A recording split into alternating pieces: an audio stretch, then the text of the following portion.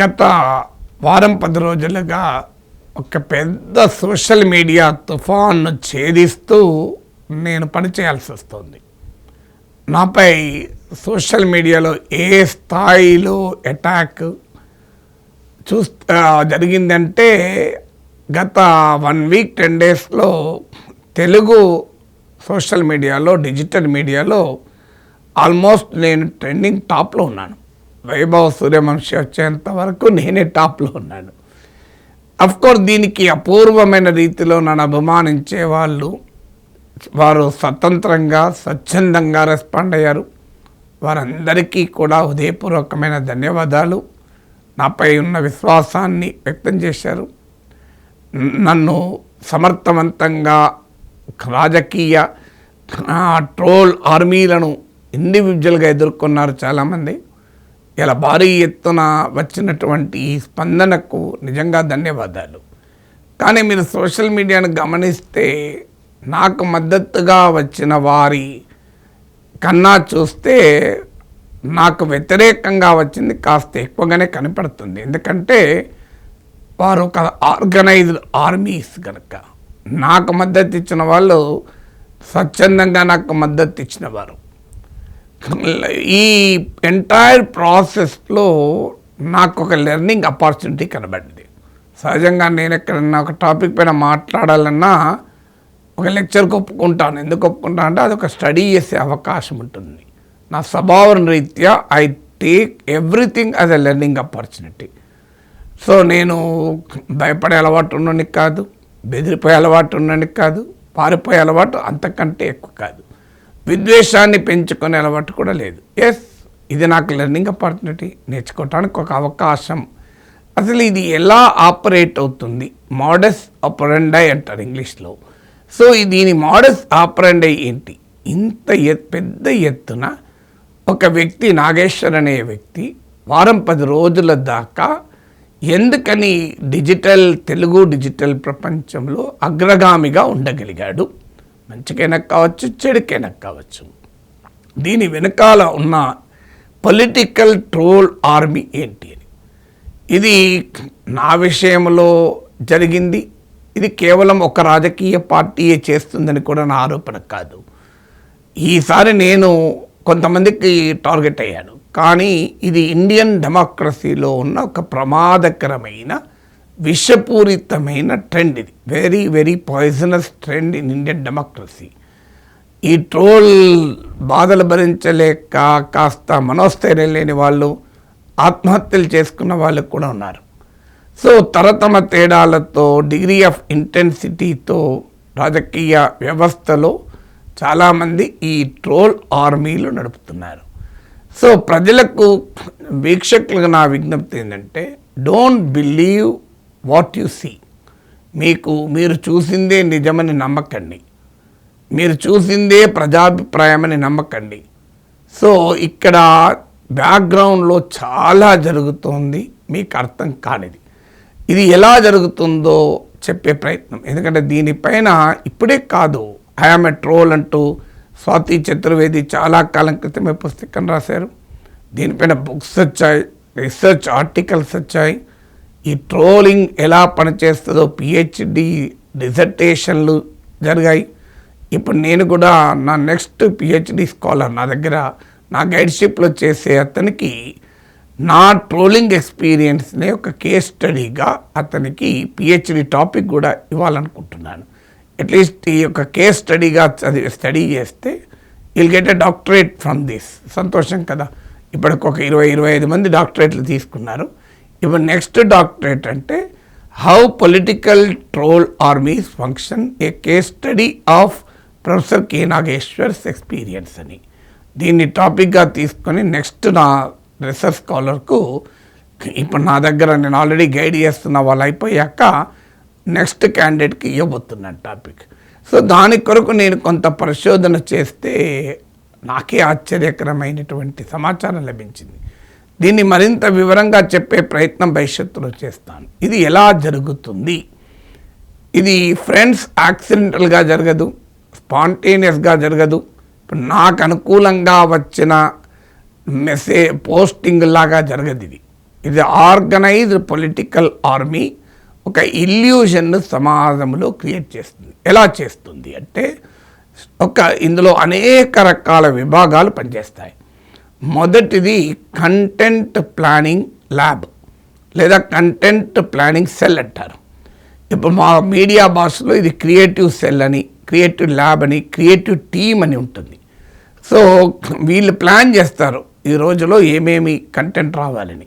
So ఈ content planning cell వారు ముందుగా కంటెంట్ను ప్లాన్ చేస్తారు.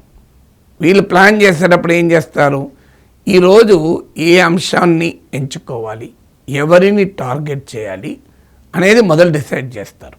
అంశము, లక్ష్యము డిసైడ్ చేస్తారు. ఇక తర్వాత వీళ్ళు చేసే బి ఏంటంటే ఎన్ని రకాలుగా చేయవచ్చు అంటే పోస్టులు, మీమ్స్, ఇక ఎన్ని రకాల కంటెంట్లో కూడా అబద్ధాలు ఎలా సృష్టించాలి, లేని ఉన్నట్లుగా ఎలా సృష్టించాలి, ఇష్టం వచ్చినట్టుగా ఎలా బాడీ షేమింగ్ చేయాలి. సో ఇలా కంటెంట్ ప్లానింగ్లో నాగేశ్వర్ మాట్లాడిన దాన్ని సబ్జెక్టుతో ఎలా కౌంటర్ చేయాలని ఉండదు, అలాంటిది ప్రసక్తే లేదు. సో ఎలా డిమీన్ చేస్తూ మనిషిని డిమారలైజ్ చేసేటువంటి కంటెంట్ను ఎన్ని రకాలుగా చేయాలి, సో కంటెంట్ ఎవరిపైన చేయాలి, ఎన్ని రకాలుగా చేయాలి, ఇదంతా కంటెంట్ ప్లానింగ్ సెల్ డిసైడ్ చేస్తుంది. డిసైడ్ చేసి దీనికి అనుగుణమైన బేస్ మెటీరియల్ తయారు చేస్తుంది. అంటే ఇంకో ఈ లైన్లో మీరు ఈ ఎంటైర్ ఆన్లైన్ అటాక్ తీసుకెళ్ళాలి అని. సో బేసిక్ లైన్ ఇస్తుంది. సో ఉదాహరణకు నాగేశ్వర్ పిహెచ్డీ చేయలేదు అని కనుక చెప్పదలుచుకున్నాను అనుకోండి, చెప్పలేదు కానీ సో నాగేశ్వర్ రియల్గా పిహెచ్డీ కాదు, నాగేశ్వర్ ప్రొఫెసరే కాదు, ఇట్లా ఏదో ఒక లైన్ తీసుకుంటారు. ఆ లైన్ ఇదంతా ఫస్ట్ కంటెంట్ ప్లానింగ్ సెల్ చేస్తుంది. ఆ తర్వాత రెండవది ఏంటంటే కంటెంట్ ప్రొడక్షన్ టీమ్ అంటారు. వీళ్ళు రాజకీయ పార్టీ కార్యాలయాల్లోనే ఉండి లేదా వాళ్ళ ప్రిమిసెస్, వాళ్ళ సొంత కార్యాలయం కాకపోతే దీని కొరకు ప్రత్యేక కార్యాలయం వనరులు ఉన్న పార్టీలు అయితే పెట్టి ఆడ 100 మంది 200 మందిని పెడతారు, మామూలు కాదు. ఈ కంటెంట్ ప్రొడక్షన్ టీం ఏంటంటే ఒకటే అనేక పేర్లతో అనేక రూపాల్లో రకరకాల ఛానల్స్ను ఆ పార్టీలే ప్రమోట్ చేస్తాయి. మనకు అవి వేరే ఛానల్స్ లాగా కనబడుతుంటాయి, కానీ రియాలిటీ ఏంటంటే అవన్నీ ఒక్క చోటు నుంచే నడుస్తాయి. అందులో ఎంత కంటెంట్ ప్రొడక్షన్ చేస్తారంటే కొన్ని హ్యాండిల్స్ని అయితే ఆంధ్రప్రదేశ్ నుంచి ఆపరేట్ అవుతుంది, హైదరాబాద్ నుంచి ఆపరేట్ అవుతాయి, అమెరికా నుంచి ఆపరేట్ అవుతాయి, ఇలా అనేక ప్లేసెస్ నుంచి, జాగ్రఫీస్ నుంచి ఏకకాలంలో అప్లోడ్ అవుతూనే ఉంటాయి. సో ఈ కంటెంట్ ప్రొడక్షన్ టీం ఏంటంటే డైరెక్ట్గా వీరు సొంత యూట్యూబ్ ఛానళ్ళు, సొంత వెబ్ పేజీలు, సొంత ఇన్స్టాగ్రామ్ అకౌంట్లు, ఇది డైరెక్ట్గా పార్టీ సోషల్ మీడియా విభాగాలే నడిపిస్తుంటాయి. ఇది కంటెంట్ ప్రొడక్షన్ టీం అంటారు దీన్ని. సో కంటెంట్ ప్రొడక్షన్ చేస్తూనే ఉంటారు వీళ్ళే సొంతగా. సో వీళ్ళు రకరకాల పేర్లతో కంటెంట్ ప్లానింగ్ సెల్ వాళ్ళు ఇచ్చినటువంటి బేసిక్ లైన్ను తీసుకొని రకరకాల రూపాల్లో కంటెంట్ క్రియేట్ చేస్తూనే ఉంటారు. సో అది యూట్యూబ్లో వీడియోలు కావచ్చు, మీమ్స్ కావచ్చు, ఇక ఎన్నన్న రూపాల్లో కావచ్చు. ఇక మూడవది కంటెంట్ ఎగ్జిక్యూషన్ టీం. వీళ్ళు ఏం చేస్తారంటే ఈ కంటెంట్ ప్రొడక్షన్ టీంలోనో డైరెక్ట్గా పార్టీనే పార్టీ సొంత ప్రెమిసెస్లోనే అలా ఆఫీస్లో కావచ్చు, వాళ్ళ హైడ్ ప్రిమిసెస్లో కావచ్చు, ఇది నడుస్తూ ఉంటుంది. ఇక థర్డ్ ఫ్యాక్టర్ ఏంటంటే కంటెంట్ ఎగ్జిక్యూషన్ టీం. ఇది ఇక్కడితో ఆగదు. ఇక ఇవి కొంతమంది పార్టీ ఐడెంటిఫై చేసి పార్టీ పేడ్ బ్యాచెస్ ఉంటాయి. వీళ్ళు ఏంటంటే ఇండిపెండెంట్ యూట్యూబర్స్గా ఉంటారు, ఇండిపెండెంట్ వెబ్ రైటర్గా ఉంటారు, కాస్త మాటకారులు ఉంటారు, రాయగలిగే వాళ్ళు ఉంటారు. వీళ్ళు పార్టీ సింపథైజర్స్ కావచ్చు, లేదా పార్టీకి అనుబంధంగా పనిచేసేవారు కావచ్చు. ఇదేంటంటే వీరు ఇండిపెండెంట్గా పనిచేస్తుంటారు, వాళ్ళు అనేక అంశాలపైన వాళ్ళు సొంతగా చేసుకుంటుంటారు. ఈ కంటెంట్ ప్రొడక్షన్ టీంకు అంటే పార్టీ డైరెక్ట్గా నడిపే ఛానల్స్కు కంటెంట్ ఇస్తుంటారు, సొంతగా కూడా వీళ్ళు కంటెంట్ తయారు చేస్తూ ఉంటారు. వీరికి పార్టీ అవసరమైన సహకారాన్ని ఇస్తుంటుంది. ఎలాంటి సహకారం అంటే అందులో కొంతమందికి నేరుగా పేమెంట్ ఉంటుంది, కొంతమందికి ఇన్ఫ్రాస్ట్రక్చర్ వాళ్ళే క్రియేట్ చేస్తారు, స్టూడియో సెటప్, కెమెరాలు ఇస్తారు. కొంతమందికి ఇవేవి ఇవ్వకపోవచ్చు, కాస్త పేరున్న వారికి ఆదాయం ఉన్న యూట్యూబర్లు ఉంటే వారికి ఇన్సెంటివ్ ఏంటంటే మీది మా పార్టీ పైప్ లైన్లో దీన్ని పాపులర్ చేస్తాం, మీకు వ్యూస్ వస్తాయి అని క్రియేట్ చేస్తారు. సో ఇదంతా కంటెంట్ బ్రాడర్ ఎగ్జిక్యూషన్ జరుగుతూ ఉంటుంది. అంటే కంటెంట్ ప్రొడక్షన్ టీంలోమో కాన్సన్ట్రేటెడ్గా జరిగితే కంటెంట్ బ్రాడర్ ఎగ్జిక్యూషన్ సెల్ వాళ్ళు దాన్ని డిఫ్యూజర్గా చేస్తుంటారు. ఇక 4వది కంటెంట్ మీడియా అవుట్రీచ్ టీంలు ఉంటాయి. ఈ మీడియా అవుట్రీచ్ టీం ఏంటంటే కొంతమంది సెలెక్టెడ్ పీపుల్ను వారిని తయారు చేసి వారిని ఇండిపెండెంట్ విశ్లేషకుల రూపంలో తమ అనుబంధ టీవీ ఛానల్స్లోనూ ఇతర యూట్యూబ్ ఛానళ్ళకు కాను వాళ్ళు విశ్లేషకులుగా మారిపోతారు. అంటే వారొక విశ్లేషకులు. వీళ్ళెవరో మనకు అర్థం కావాలంటే సింపుల్ లిట్మస్ టెస్ట్ ఏంటంటే, ఒక విశ్లేషకుడు అంటే సాధారణంగా అన్ని అంశాలపైన మాట్లాడతారు. ఇప్పుడు నేనున్నాను అనుకోండి, ఒక ఆంధ్రప్రదేశ్ రాజకీయాల్లో, తెలంగాణ రాజకీయాల్లో మాట్లాడాను కదా, నేను ఇంటర్నేషనల్ అఫేర్స్ మాట్లాడతాను, ఫిలాసఫీ మాట్లాడతాను, ఎకానమీ మాట్లాడతాను, సైన్స్ అండ్ టెక్నాలజీ మాట్లాడతాను, సోషల్ ఇష్యూస్ మాట్లాడతాను, ఎన్ని రకాలుగా మాట్లాడతాను. కానీ ఈ పార్టీ ప్రమోటెడ్ విశ్లేషకులు ఏమీ మాట్లాడరు, కేవలం పెట్టి లోకల్ పాలిటిక్స్ మాట్లాడతారు. వాళ్ళని ప్రముఖ విశ్లేషకులు అంటూ అనుబంధ టీవీ ఛానళ్ళు వాళ్ళని ప్రమోట్ చేస్తూ ఉంటాయి. వాళ్ళ బయట ఏమీ ఇమేజ్ ఉండదు, ఎక్కడ వేరే ఛానల్ ఎవరు పిలువరు వాళ్ళను, ఏ నేషనల్ ఛానల్లో వాళ్ళకి కనబడరు, వాళ్ళు ఏ మెయిన్ స్ట్రీమ్ మీడియాకు రాయరు. వారు వీరి ఇకో సిస్టంలో మాత్రమే ప్రముఖులు, వీరి ఇకో సిస్టంకి అనుబంధంగా ఉన్న టీవీ ఛానళ్ళు, యూట్యూబ్ ఛానల్లోనే ప్రముఖులు. అంటే వాళ్ళు పార్టీ వారిగా కనబడరు, కానీ పార్టీ ఎజెండాను మోస్తూ ఉంటారు. పార్టీ కంటెంట్ ప్లానింగ్ సెల్ ఇచ్చిన డైరెక్షన్ల ప్రకారం ఎవరిని తిట్టాలి, నాగేశ్వరుని తిట్టాలి అంటే వాళ్ళు తమదైన శైలిలో నాగేశ్వరుని తిడుతూ ఉంటారు. ఇది 4th లెవెల్ ఆఫ్ జరిగేది కంటెంట్ మీడియా అవుట్రీచ్ టీంలు. ఇక 5వది పైప్ లైన్లు. ఈ పైప్ లైన్లు ఏం చేస్తారంటే పార్టీలకు మీకు గ్రామ స్థాయి నుంచి రాష్ట్ర స్థాయి వరకు వాట్సాప్ గ్రూపులు ఉంటాయి. సో ఇందులో కంటెంట్ ప్రొడక్షన్ టీం వాళ్ళు తయారు చేసిన, కంటెంట్ ఎగ్జిక్యూషన్ టీం వాళ్ళు తయారు చేసిన, లేదా మీడియా అవుట్రీచ్లో ఆస్థాన విశ్లేషకులు తయారు చేసినవైనా ఈ వీడియోలన్నీ ఈ మాస్టర్ గ్రూపుల నుంచి కిందికి పర్కలేట్ అవుతూనే ఉంటాయి. రాష్ట్ర గ్రూప్ నుంచి జిల్లా గ్రూపులకు, జిల్లా గ్రూపుల నుంచి మండల గ్రూపులకు, మండల గ్రూపుల నుంచి గ్రామ గ్రూపులకు వెళ్తాయి. ఇవి కొన్ని వేల మంది పార్టీ కార్యకర్తలు ఇదంతా స్ప్రెడ్ అవుతూ పోతుంటుంది, అందుకు వాళ్ళు పంపిస్తూనే ఉంటారు. ఇక 6వది వైడర్ పీపుల్స్ అవుట్రీచ్. ఇదేం చేస్తారంటే వీళ్ళందరూ కింది గ్రామ స్థాయి వరకు పార్టీ ఆర్గనైజేషనల్గా సర్క్యులేట్ అయ్యాక వీళ్ళు ఏం చేస్తారు, దాన్ని తమకున్న ఇతర రకాల కాంటాక్ట్ ఉంటాయి కదా, ప్రజానీకంలో భాగంగా ఉంటారు కదా. ఇప్పుడు గ్రామాల్లో ఉన్న ఒక పార్టీ నాయకుడు కావచ్చు, పార్టీ కార్యకర్త కావచ్చు, ఆయనకు ఒక ఓల్డ్ స్టూడెంట్స్ నెట్వర్క్ ఉండొచ్చు, తన క్యాస్ట్ నెట్వర్క్ ఉండొచ్చు, లేదా తన ఫ్యామిలీ గ్రూపులు ఉండొచ్చు, ఫ్రెండ్స్ గ్రూపులు ఉండొచ్చు, ప్రొఫెషనల్ గ్రూప్స్ ఉండొచ్చు, రిలేటివ్స్ గ్రూపులు ఉండొచ్చు. వీరేం చేస్తారంటే ఈ వీడియోల్ని, ఇప్పుడు నాగేశ్వరుని తిట్టే వీడియో తయారైంది అనుకోండి, ఆ పార్టీ హైడ్ ప్రిమిసెస్లో కంటెంట్ ప్రొడక్షన్ వాళ్ళు తయారు చేసిన, లేదా వాళ్ళకు అనుకూలంగా అనుబంధంగా ఉన్న యూట్యూబర్లు కంటెంట్ ఎగ్జిక్యూషన్లో తయారు చేసిన, లేదా మీడియాలోనో యూట్యూబ్లోనో ఈ ప్రమోటెడ్ విశ్లేషకులు మాట్లాడిన ఈ వీడియో అంతా రాష్ట్ర గ్రూప్ నుంచి స్టార్ట్ అయ్యి పైప్ లైన్ ద్వారా గ్రామ గ్రూప్ దాకా వెళ్తుంది. ఆ గ్రామ గ్రూప్ వాళ్ళు ఏం చేస్తారు, నాగేశ్వరుని తిట్టుకుంటున్న వీడియోను తమకు సంబంధం ఉన్న అన్ని గ్రూపుల్లోకి, పర్సనల్ గ్రూపుల్లోకి సర్క్యులేట్ చేస్తుంటారు. సో అది 6వది. 7వది పార్టీ పొలిటికల్ అవుట్రీచ్.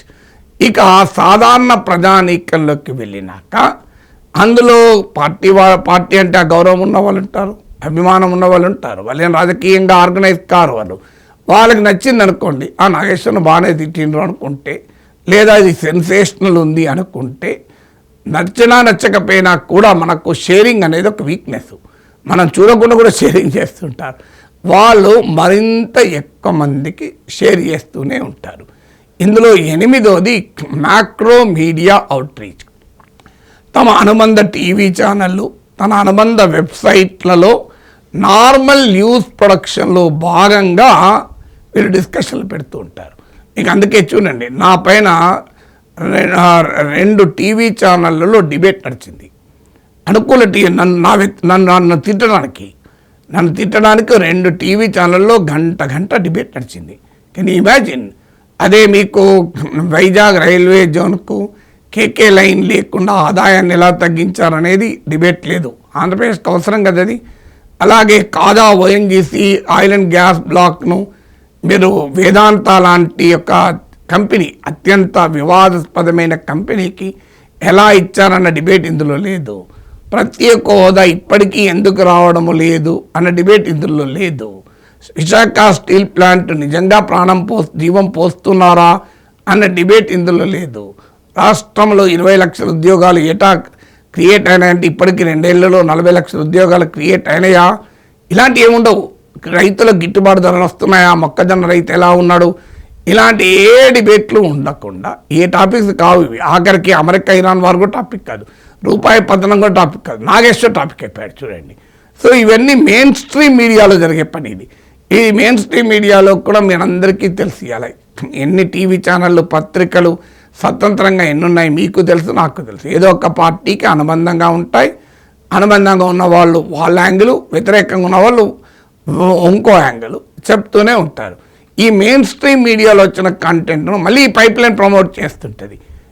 ఇది కాకుండా జనరల్ ఏ పార్టీకి అనుబంధం లేని టీవీ ఛానళ్ళను కూడా మ్యానిపులేట్ చేస్తుంటారు.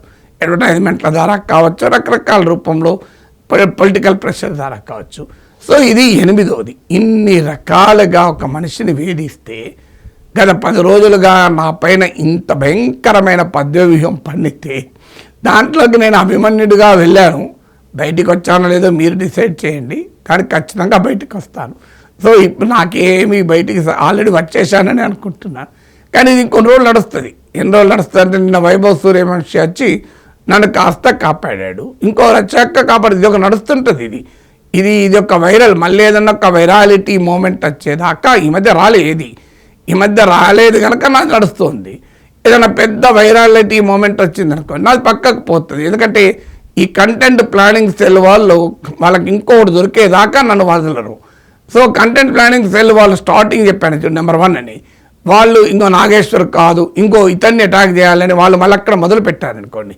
ఇక కింది మొత్తం content production, content execution, media outreach, మీకు అనుబంధ media, main stream media, pipe line, ఇవన్నీ నన్ను వదిలేస్తారు. ఇక మీరు చూస్తుండండి, నేను ఒక్క వారం రోజులు ఆగండి, నన్ను వదిలేస్తారు, వాళ్ళు ఇంకోటి మీద పడతారు. ఎందుకంటే కంటెంట్ ప్లానింగ్ సెల్ ఇంకోటి పిల్లలు టాపర్ చెప్పింది కదా. ఇన్ని 8 రకాలుగా చేస్తూ ఉంటారు. ఇక 9వ రకం ఏంటంటే టూల్స్ ఏంటి, what are the tools associated with it's.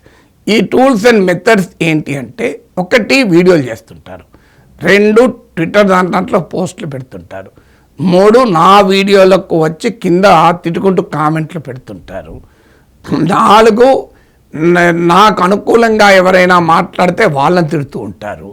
So 5 నేను ఆనందాన్ని అన్నట్లుగా చూపుతూ ఉంటారు, ఎడిటింగ్ చేస్తుంటారు. ఇప్పుడు ఉదాహరణకు నేను ప్రజలకే మనము దీనిని వదిలేయాలి అని నేను అన్నాను అనుకోండి, అందుకెళ్ళి ప్రజలకే తీసుకుంటారు. సమాజంలో కొంతమందికి బుద్ధి లేదు అన్నాను అనుకోండి, అందుకెళ్ళి బుద్ధి లేదు తీసుకుంటారు. సమాజంలో కొంతమందికి అన్నది తీసేస్తారు. అంటే ఈ ప్రజలకే అన్నది ఒక సెంటెన్స్కి ఒకటే వీడియో ఉంటుంది, నా షర్ట్ ఒకటే ఉంటుంది, కలర్ ఒకటే ఉంటుంది, నా ధోరణి ఒక టోన్ అండ్ టెండర్ ఒకటే ఉంటుంది, మీకు అనుమానం కూడా రాదు. ప్రజలకే బుద్ధి లేదు అని నాగేశ్వర్ అన్నాడు, చూడు ప్రజల్ని తిట్టిండు అని మొదలు పెడతారు. చూసేవారికి ఏమంటే కరెక్ట్గా అన్నాడు కదా అనిపిస్తుంది. నేను అన్నను, అందుకే దయచేసి నేను అన్నానో లేదో తెలియాలి అంటే మీరు నా యూట్యూబ్ ఛానలే చూడాలి. లేదా వాళ్ళకి అవసరమైన ముక్క తీసుకుంటారు. అవసరమైన ముక్క తీసుకొని ఇక దాన్ని నరేటివ్ బిల్డ్ చేస్తూ ఉంటారు. ఇక ఆనందాన్ని అన్నట్లుగా తిప్పుతూనే ఉంటారు ఇక. సో ఇదంటే టూల్స్ అండ్ మెథడ్స్. ఇక పదవది వీళ్ళు చేయరు. పదవది ఆల్గరిథం చేస్తాయి. ఈ ఆల్గరిథమ్స్ ఏం చేస్తాయంటే దానికి ఇది స్వచ్ఛందంగా వస్తున్న ట్రాక్షనా లేకుండా మ్యానుఫ్యాక్చర్డ్ ట్రాక్షనా అనేది మిషన్కి తెలియదు. మిషన్కి తెలిసింది ఏంటి, నాగేశ్వర్ అనే వాని పైన ఒక 100 మంది వచ్చి తిడుతున్నారు అంటే this something is happening here, దీన్ని ప్రమోట్ చేయాలంట. దాన్ని ఇకో ఛాంబర్ అంటారు. సో ఇది ఆల్గరిథంకు ఉన్న క్యారెక్టర్. ఆల్గరిథం అంటే ఏంటి, యూట్యూబ్ లక్ష్యం ఏంటి, యూట్యూబ్లోనే ఉండాలి, నాకు ఎక్కువ చేస్తే నాకు లాభం అని. ఫేస్బుక్ లక్ష్యం ఏంటి, ఫేస్బుక్లోనే ఉండాలి, అది వాళ్ళ లక్ష్యం కనుక నీకు నచ్చింది వడ్డిస్తూనే ఉంటారు. దాన్ని ఇకో ఛాంబర్ ఎఫెక్ట్ అంటారు. సో కన్ఫర్మేషన్ బయాస్ అనే సైకాలజీ ఉంటుంది. నీకు నచ్చిన అభిప్రాయాన్ని నువ్వు మళ్ళీ మళ్ళీ చూస్తూ ఉంటావు. సో ఇలా దానికేం తెలుస్తుంది అల్గరిథంకు, ఇదంతా ఒక పార్టీ అనుబంధ కార్యాలయంలో జరుగుతున్న మిషన్ ఇది. ఇలా 200 వీడియోలు 300 వీడియోలు ఒక్కొక్క రోజు లాస్ట్ 1 వీక్లో నా పైన ఒకరోజు 289 వీడియో జనరేట్ అయినాయి. మీకు ChatGPT క్లౌడ్ ఎనాలిసిస్, ఇది నా ఎనాలిసిస్ కాదు, జెమినీ ఎనాలిసిస్, ఒక మాసివ్ అటాక్. కానీ ఈ అల్గరిథం ఏమనుకుంటుంది, ఈ 289 వీడియోలు స్వచ్ఛందంగానే జనం క్రియేటర్స్ పెట్టారనుకుంటారు. ఈ 289లో ఒక 30 20 స్వచ్ఛందంగా పెట్టచ్చు, కాదని అనను.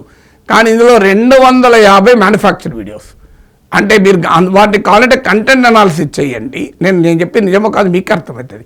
దాదాపు ఒకే లైను అన్నిట్లో కనబడుతుంది. ఎందుకంటే ఈ లైన్ ఎక్కడ తయారవుతుంది, నేను చెప్పిన ఈ 10 స్టెప్స్లో ఫస్ట్ స్టెప్లో తయారవుతుంది. అంటే కంటెంట్ ప్లానింగ్ సెల్లో ఆ లైన్ తయారవుతుంది.